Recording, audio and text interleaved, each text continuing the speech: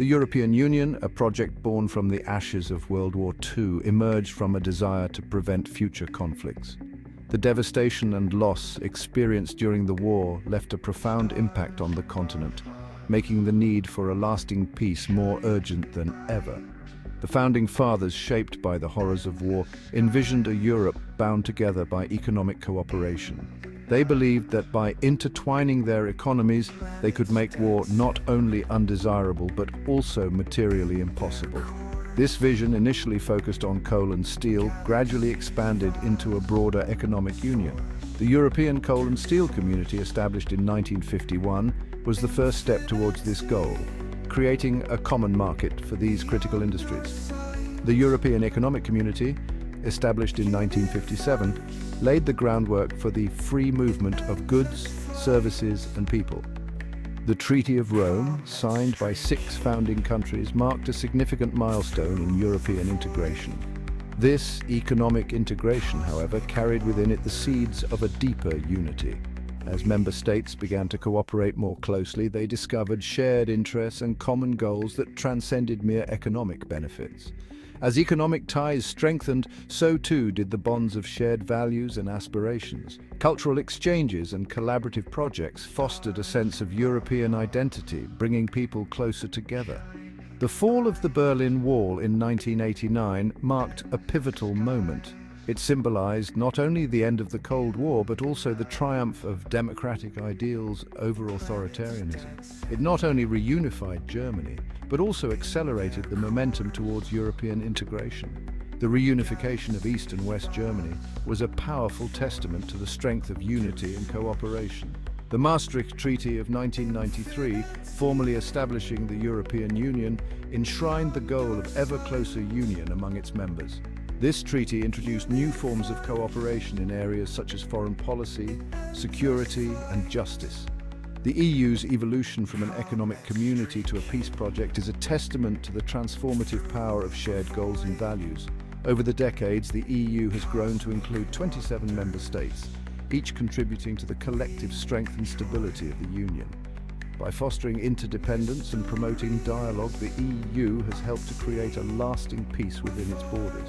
The Union's institutions, such as the European Parliament and the European Commission, play crucial roles in maintaining this peace. The Union stands as a beacon of hope, demonstrating that even the deepest wounds of war can be healed through cooperation and understanding. The EU's commitment to human rights, democracy, and the rule of law serves as a model for other regions of the world. This legacy of peace, however, faces new challenges in the 21st century. Issues such as migration, economic inequality, and climate change require innovative solutions and collective action. A rapidly changing geopolitical landscape marked by the rise of new powers and the resurgence of old rivalries demands that the EU reassess its role in the world. The Union must navigate complex international relations while staying true to its core values. The question is no longer whether Europe can prevent war within its borders, but whether it can project stability and security beyond them. The EU's ability to act as a global leader in peacekeeping and conflict resolution will be crucial in the years to come. The 21st century has ushered in an era of unprecedented geopolitical complexity. The world is no longer defined by the clear-cut lines of the Cold War era, but by a web of interdependencies and rivalries that span the globe. The post-Cold War order, characterized by American primacy, is giving way to a multipolar world. This shift is marked by the rise of new powers and the reassertion of old ones, creating a dynamic and often unpredictable international landscape.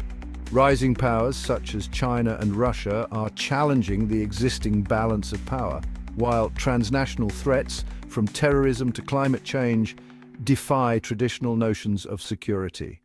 These challenges are not confined to any one region, but are global in nature, requiring a coordinated and multifaceted response. Russia's resurgence on the world stage poses a direct challenge to European security. Its actions are not just a matter of regional concern, but have far-reaching implications for the stability and security of the entire continent. The annexation of Crimea in 2014 and the ongoing conflict in eastern Ukraine have shattered the illusion of a lasting peace on the continent. These events have underscored the need for Europe to reassess its security strategies, and to prepare for a range of potential threats. Russia's assertive foreign policy, coupled with its growing military capabilities, has raised concerns about its intentions towards its neighbors. The question is not just about military might, but about the broader geopolitical ambitions that these actions signify. China's rise, while primarily economic, also carries strategic implications for Europe. The economic powerhouse is extending its influence through trade, investment and infrastructure projects that span continents. China's Belt and Road Initiative, a massive infrastructure project spanning Asia, Europe and Africa, has raised concerns about China's growing influence. This initiative is not just about building roads and ports, it is about creating a network of dependencies that could shift the balance of power. Europe must navigate a delicate balance, seeking to engage with China economically while also safeguarding its own interests and values. This requires a nuanced approach that recognizes the benefits of economic cooperation while being vigilant about the potential risks. In this volatile environment, the EU can no longer afford to rely solely on soft power and diplomacy. The challenges it faces are too complex and too varied to be addressed by diplomacy alone. The time has come for Europe to develop a credible military capability, commensurate with its economic and political weight. This does not mean abandoning diplomacy, but rather complementing it with the ability to defend its interests and values. This is not a call for militarism, but rather a recognition that true security requires a comprehensive approach, one that combines diplomacy, economic strength, and military might. Europe must be prepared to act decisively in defense of its principles and to contribute to global stability in a meaningful way.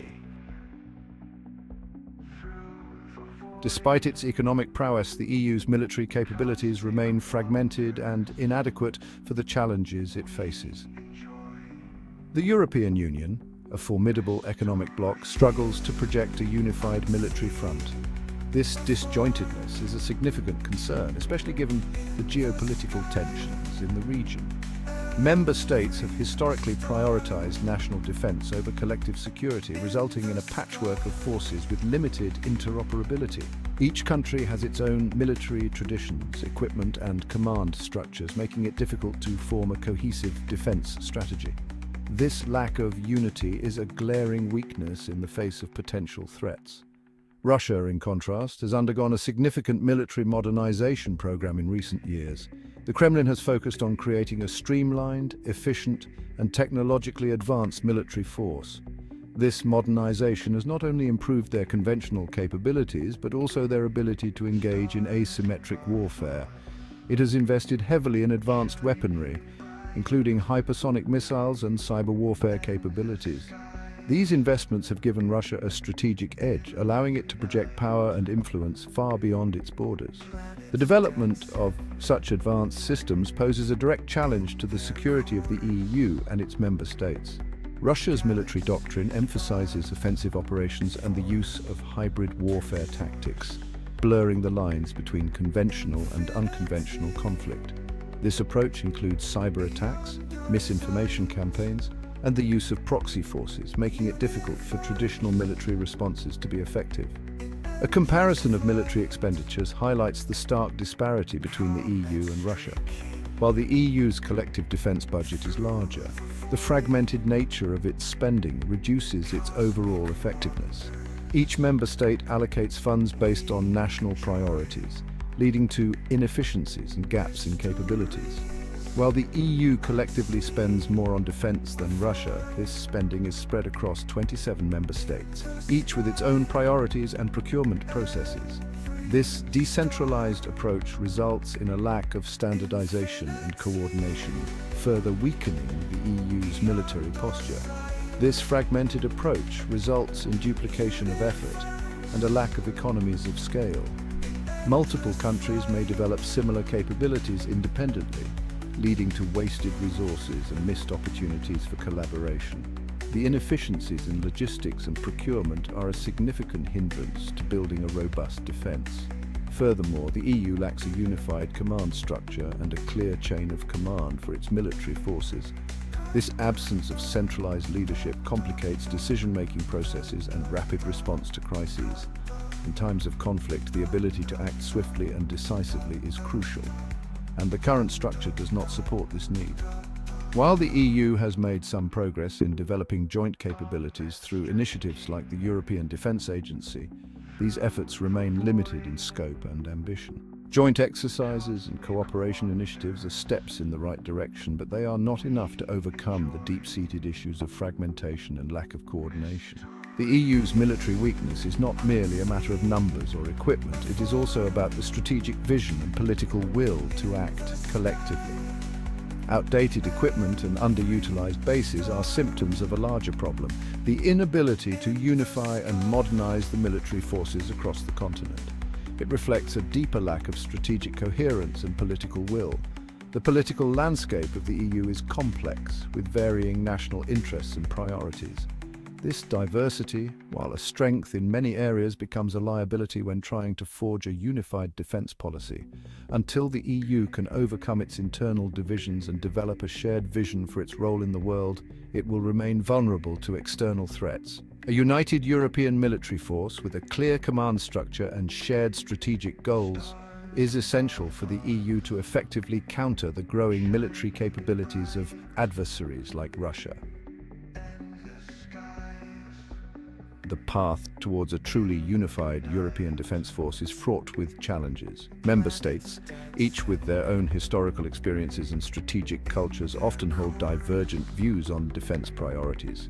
Some countries, particularly those in Eastern Europe, perceive Russia as the primary threat and advocate for a more robust military posture. Others, primarily in Western Europe, prioritize soft power and diplomacy, viewing military force as a last resort.